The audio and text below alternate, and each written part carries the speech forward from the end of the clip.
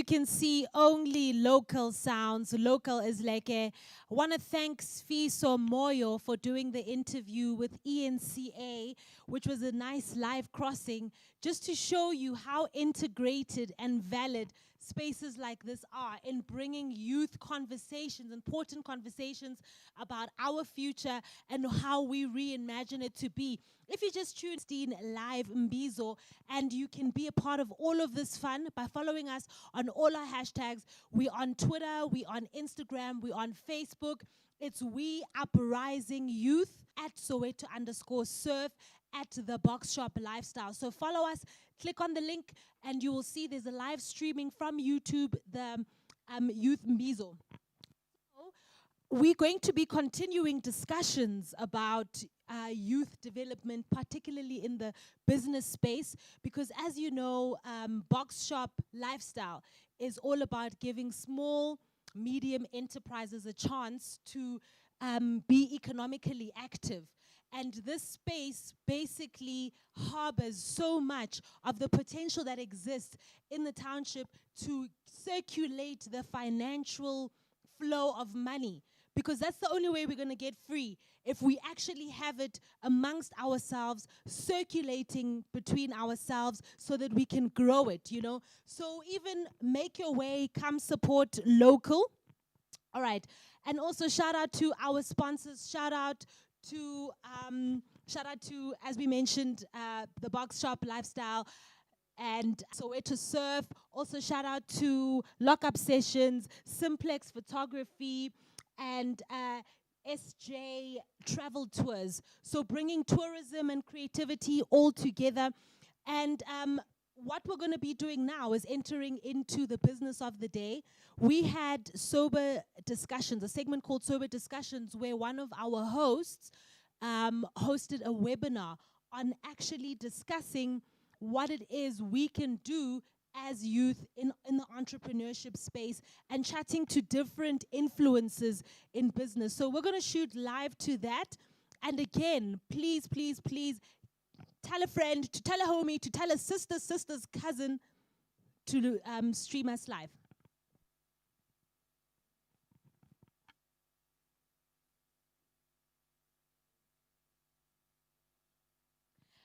And also, I forgot to mention, if you still are wanting to give us your comment, the question of the day is, are you living your democratic dream? You can hit us up on WhatsApp. It's 065 857 1358. That's 065 857 1358.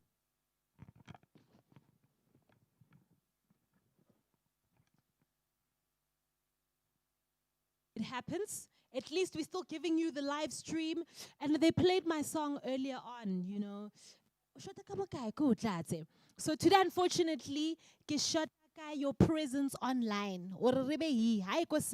You know. I would imagine it's very dead in Santon right now, it being a public holiday. But yeah, here it is.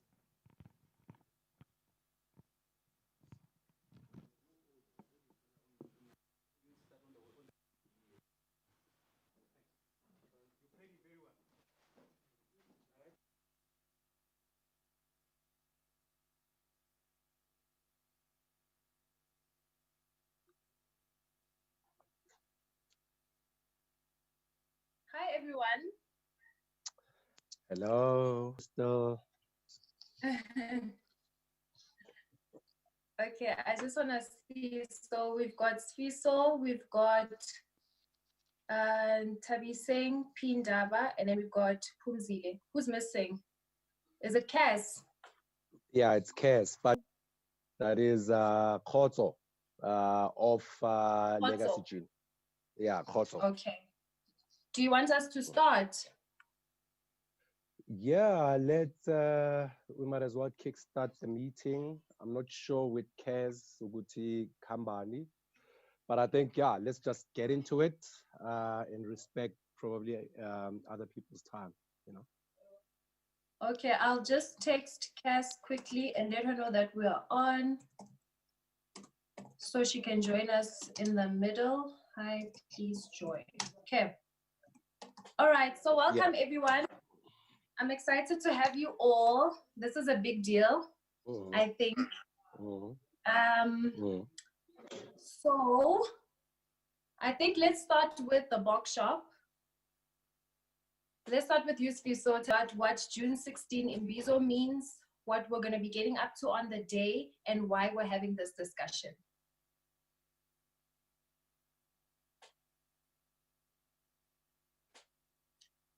We can't hear you. We can't hear you. Okay, can you hear me now?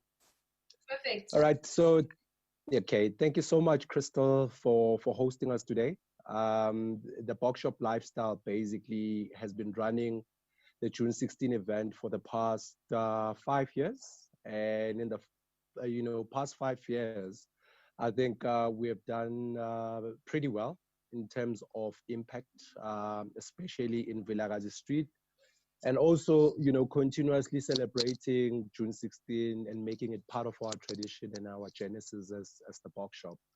But I think for this year, we have partnered with Soweto Surf.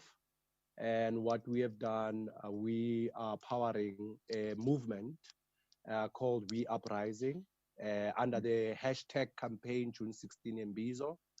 And part of, this year activities is to basically take the event online because of COVID-19 and the pandemic. But we are quite excited. I think, the program of the day in June 16, we're starting at 9 a.m. And from 9 a.m., basically, we are having what we call a virtual walk. And then from a virtual walk, we'll be doing what we call a commemoration heritage trail, which is a 4 kilometer virtual walk. So I'm quite excited about that.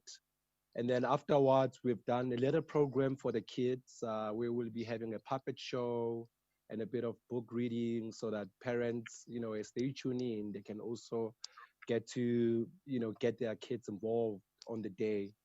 And then midday, it's the sober discussions. And basically, the sober discussion, Crystal, it's about, businesses that have emerged on this new normal, and I'm quite excited, about the three businesses that we're hosting today, which is the Crop Box and the Legacy Gene 63 and Soweto Serve.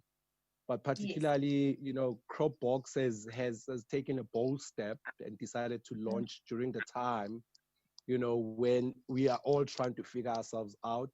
And, it takes, but impression, enterprises that emerged, really changed the course of the 20th century.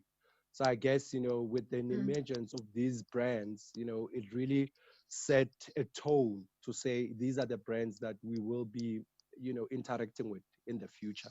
And for us, that's what is exciting about this new normal.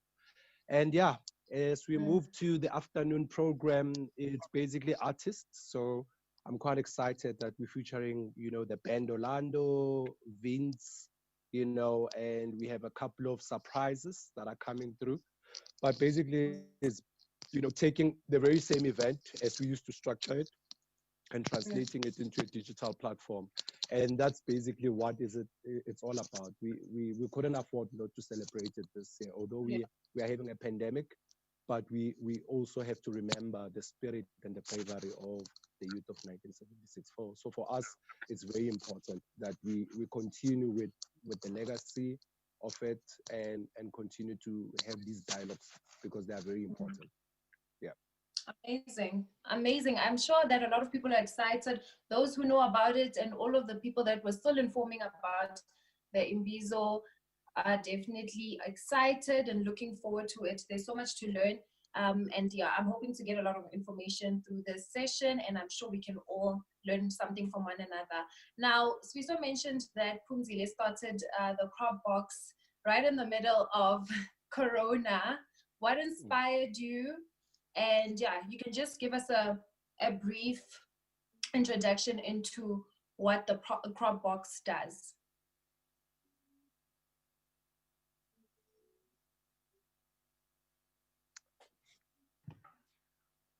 Can you hear me now?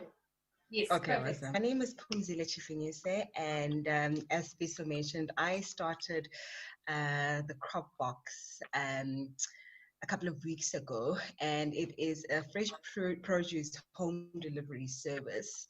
The inspiration behind that was a couple of things. I have a background in managing an enterprise development program for young people, and specifically designing a solution for young people that are in urban farming activities.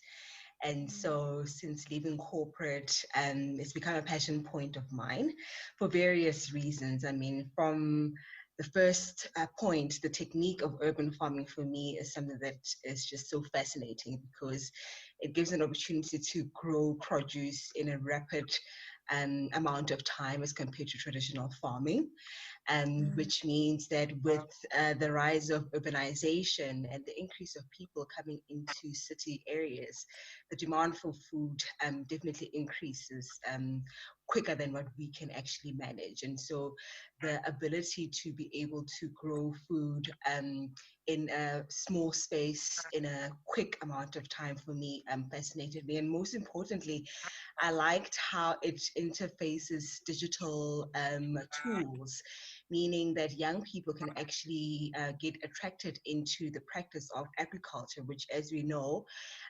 historically has been dominated by the older generation, and at some point it was deemed a dying industry because of the fact that a lot of participants from a farm perspective were of the older generation, and therefore there was no handover. And so for me, urban agriculture is an opportunity to integrate young people into the industry. And a lot of the farmers actually are self-taught. So not only through the technique of growing produce, but also learning how to do it. And so you hear a lot of instances where they tell you that they learned by themselves on YouTube. They Googled. So the integration of technology for me in the attraction of young people into the industry is something that I'm very, very fascinated about. Number three, I also liked the fact that because it is growth of vegetation in the city center, in and around the city center and per-urban areas, the consumer is able to experience a shortened supply chain between what the farmer grows and what they will eventually eat. So we know that the supply chain becomes extended because of the middlemen that plays a role, and rightfully so, because there needs to be scale, there needs to be distribution to various retailers and different channels, which is all good and well. But I think I saw an opportunity where consumers can get a closer relationship with farmers and vice versa, where number one, they could know that the plants, their food, how has it been planted, and number two, they can get it from harvest, meaning it stays fresh, it's quality, it's something impacted by long driving times, etc., etc. So those are the top three things that interested me in creating the crop box, and also to just create convenience. I mean, consumers are now able to put in a demand whenever they want. So it was an opportunity to create a convenient option for consumers where we could bring the food to them. Amazing. That's really amazing about choosing suppliers. How did you even find people that were farming in city centers or in urban areas? There's actually quite a few. And I think once you get into the network of farmers, then you'll be able to know one farmer to the other, and that is very integrated with each other.